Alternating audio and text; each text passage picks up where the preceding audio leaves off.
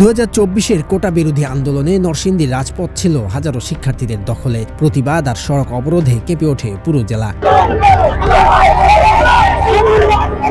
দিন যত বাড়ে আন্দোলনের মাত্রাও তত বাড়িয়ে তুলে বিক্ষুব্ধ শিক্ষার্থীরা। 18 জুলাই হাজারো ছাত্র জনতা ঢাকা সিলেট মহাসড়কের ভেলানগরে অবস্থান নেয়। ছাত্র জনতার সাথে সামনের সারিতে আন্দোলনে যোগ দিয়েছিল পলাশের ডাঙ্গার ভিরিন্দা গ্রামের রেজাউল হকের ছেলে, নরসিংদী বিজ্ঞান কলেজের শিক্ষার্থী ইজাজ আহমেদ। বাসায় আমার অনুমতি ছিল না আন্দোলনে যাওয়ার। আমার এমনও হয়েছে আন্দোলন থেকে যখন আমি বাসায় ব্যাক করছি, আমার মা নিচে পড়ে রয়েছে এইভাবে, দুই হাত দুই পা দুই দিকে ছেড়ে নিচে পড়ে রয়েছে। যে যখন বাসায় কল আসছে যে আপনার ছেলে গুলি খেয়েছে, ওই দৃশ্য দেখার পরে আসলে আমি আমার বাসায় এটা বলার সাহস পাই নাই। আমিও ওইখানেই ছিলাম এবং তারপরে কিছুক্ষণ পরে আমার শরীরে গুলি লাগে, আমার পিঠে লাগে, তারপরে মাথায় যেগুলো লাগছে এগুলা। এবং আমি আমার ফ্রেন্ড এভাবে চাপ দিয়ে এখান থেকে বের করে ফেলছিল একটা, এখানে যেটা ছিল। মাথায় দুটি গুলি নিয়ে বর্তমানে এই শিক্ষার্থী দুর্বিষহ দিন পার করছে। জুলাই গেজেটে নিজের নাম না থাকায় সঠিক চিকিৎসাও মিলছে না তার। ডাক্তার বলছে যে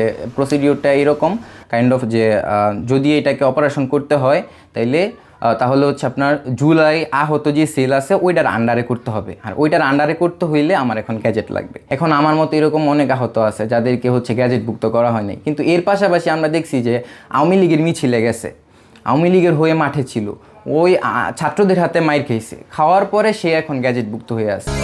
আমাদের নতুন ফ্ল্যাট, ওয়াও, নতুন সোফা, তালিকায় নাম উঠাতে একাধিকবার আবেদন করেও নিজের নামটি লিখাতে পারেনি আহত এই শিক্ষার্থী। বিভিন্নভাবে ছোটাছুটি করতে শুরু করি, সিভিল সার্জনে গেছি, তো ওইখান থেকে ওনারা আমাকে জেলা প্রশাসনের কাছে পাঠাইছে। তো জেলা প্রশাসনের কাছে গেলে বলে সিভিল সার্জনের কাছে যাও। তো সব কিছু যখন এরকম এক জায়গা থেকে আরেক জায়গায় আমাকে পাঠাইতেছিল, তখন এক পর্যায়ে আমি একদম মুক্তিযোদ্ধা মন্ত্রণালয় পর্যন্ত গেছি। একমাত্র সন্তানের এই অনিশ্চিত জীবন দেখে ভেঙে পড়েছেন বাবা মা ও স্বজনরা। ডাক্তারের কাছে যাওয়ার পরে ডাক্তাররা তাকে দেখলে কোনো প্রেসক্রিপশন দেয় না, এমনি কোনো কিছু লেখে না, যে নর্মালি কিছু একটা লিখে দিয়ে দেয়, এরকম অবস্থা হয়েছে আর কি। কি করবো, বড় ধরনের কোনো চিকিৎসা করবো এরকম কোনো করতে পারতাছি না। তা জুলাই এত কিছু হয়েছে, কিন্তু দেখা যাচ্ছে যে আমরা তো এই ব্যাপারে কোনো করি নাই, তা এখনো পর্যন্ত আর কোনো স্বীকৃতি পাইতেছি না।